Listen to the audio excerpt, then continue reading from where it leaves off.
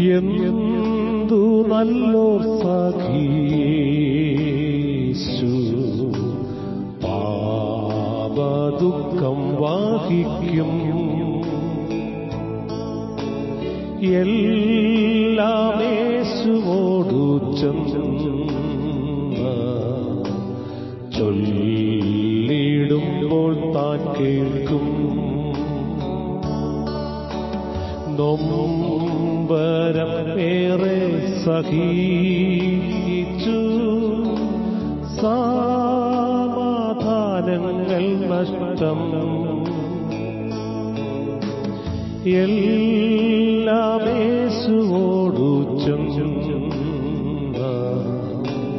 ചൊല്ലിടായ നിമിത്തം.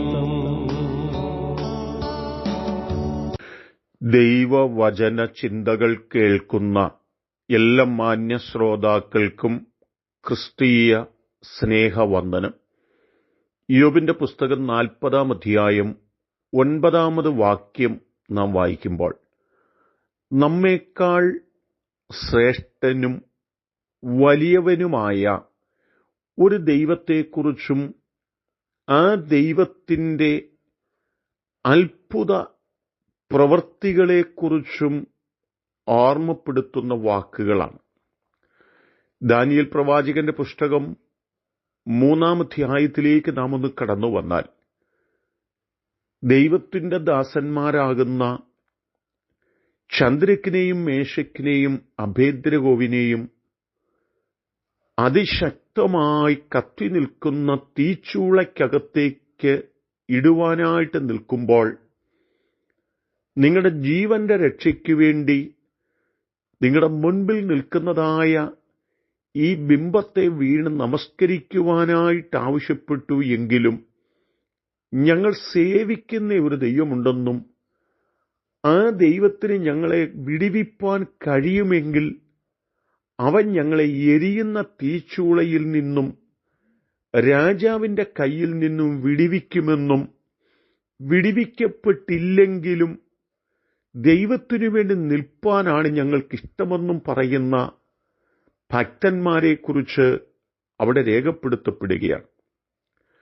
രാജാവിനോടും രാജകൽപ്പനയോടും എതിർത്തു നിൽക്കുന്ന ദൈവത്തിൻ്റെ ദാസന്മാരെ എരിയുന്ന തീച്ചൂളയിലേക്ക് എടുത്തിടുകയും എന്നേക്കുമായി ആ അധ്യായം അവസാനിക്കുകയും ചെയ്യുന്നു എന്ന് ചിന്തിച്ചെങ്കിലും, എരിയുന്ന തീച്ചൂളയിലേക്ക് വീഴുമ്പോൾ രാജാവ് നോക്കി നിൽക്കെ ആ തീനാളത്തിനകത്ത് 4-മതൊരുവൻ ഇറങ്ങി വരികയും അവൻ ദൈവപുത്രനോട് ഒത്തിരിക്കുന്നു എന്ന് രാജാവ് പറയുകയും ചെയ്യുന്ന വാക്കുകൾ നമുക്ക് കാണുവാൻ കഴിയുന്നുണ്ട്. ഇവിടെ ജീവിതത്തിനകത്ത് പ്രതികൂലങ്ങളുടെയും പ്രതിസന്ധികളുടെയും വിപത്തുകളുടെയും ഒക്കെ നടുവിലൂടെ കടന്നു പോകുമ്പോൾ നമുക്ക് സ്വയം രക്ഷപ്പെടുവാൻ കഴിഞ്ഞെന്ന് വരികയില്ല, നമ്മെ രക്ഷിപ്പാനായി ആരും കണ്ടെന്നു വരികയില്ല. പക്ഷേ നമുക്ക് വേണ്ടി 4-മനായി ഇറങ്ങുന്ന അത്യുന്നതനായ ദൈവത്തെയും ആ ദൈവത്തിൻ്റെ അത്ഭുതങ്ങളും നമുക്ക് കാണുവാൻ കഴിയും എന്നുള്ളത് തന്നെയാണ് ആ വാക്കുകൾ, ആ വാക്യങ്ങൾ നമ്മെ ഓർമ്മപ്പെടുത്തുന്നത്.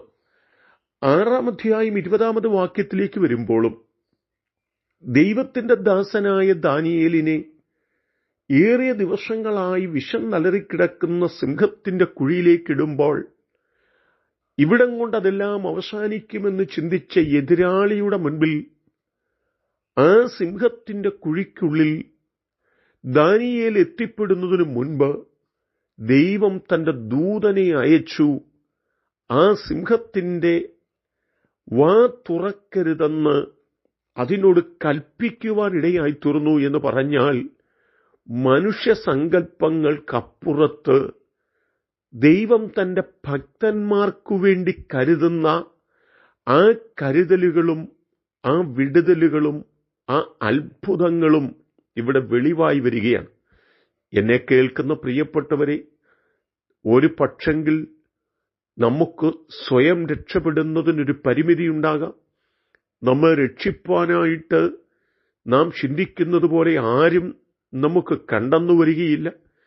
എന്നാൽ തിരുവചനം നമ്മെ ഓർപ്പിക്കുന്നു, ജീവിതത്തിന്റെ പ്രതീക്ഷകൾ അസ്ഥിരപ്പെടുന്ന ഇടത്ത് നമുക്ക് വേണ്ടി വലിയവ ചെയ്യുവാൻ കഴിയുന്ന ഒരു ദൈവമാണ് നമ്മുടെ ദൈവമെങ്കിൽ ആ ദൈവം എനിക്ക് വേണ്ടി അത്ഭുതങ്ങളെ പ്രവർത്തിക്കും. എന്റെ പ്രതിസന്ധിയിൽ എന്റെ അരികത്തിറങ്ങി വരുമെന്ന് വിശ്വസിച്ചുകൊണ്ട് നമ്മുടെ ജീവിതം മുൻപോട്ട് കഴിക്കാം. അതിന് ദൈവം നമ്മെ സഹായിക്കട്ടെ. കരുണയുള്ള ദൈവമേ, ഞങ്ങളുടെ പ്രതികൂലത്തിൽ ഞങ്ങളെ രക്ഷിക്കുന്ന നാലാമനായ ദൈവത്തിൽ വിശ്വാസമുറപ്പിച്ച് ആ ദൈവത്തിന്റെ പ്രവൃത്തിയുടെ കരം കണ്ട് ഞങ്ങൾക്ക് ജീവിപ്പാൻ ഞങ്ങളെ സഹായിക്കണം. യേശു കർത്താവിൻ നാമത്തിൽ തന്നെ ആമേൻ.